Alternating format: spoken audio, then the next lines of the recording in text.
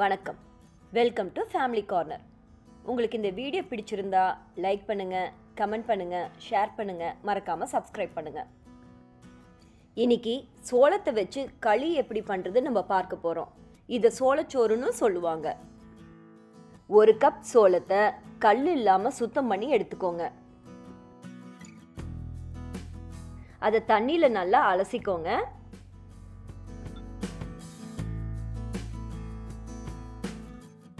அலசின சோளத்தை மிக்ஸி ஜாரில் கொரகொரப்பாக அரைச்சி எடுத்துக்க போகிறோம்.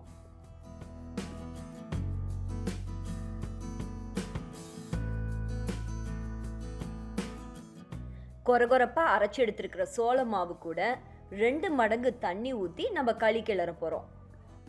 1 கப் சோளத்துக்கு 2 கப் தண்ணி ஊற்றி நல்லா கலந்துக்க போகிறோம். அடுப்பை மிதமான தீயில வச்சு நல்லா கலந்து விடுங்க. சோளம் வேக வேக நீர்ப்பதம் மாறி அது கொஞ்சம் கெட்டியாக ஆரம்பிக்கும்.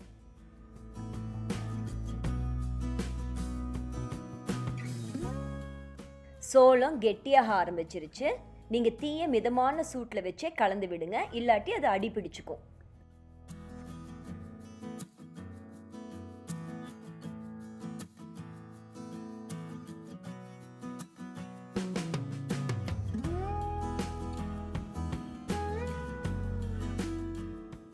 சோளம் இறுகி கொதி வர ஆரம்பிச்சதும் நம்ம குக்கர்ல ஒரு விசில் விட்டு எடுத்துக்கலாம்.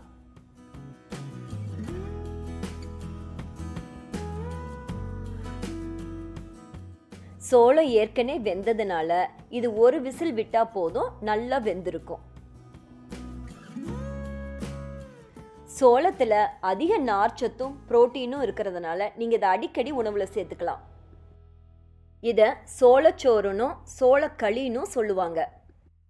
இந்த களிக்கு புளிச்சக்கீரை குழம்பு, பாசிப்பருப்பு கடையல், முருங்கைக்கீரை கூட்டு இது எல்லாம் சூப்பராக இருக்கும். அதே போல் இதை நீங்கள் மோரில் கரைச்சும் நீராகாரமாக குடிக்கலாம். அதுக்கு ஒரு பாத்திரத்தில் தண்ணி நிரப்பி இந்த சூடாக இருக்கிற களியை சிறு சிறு உருண்டைகளாக உருட்டி அந்த தண்ணியில் போட்டு வச்சுருங்க.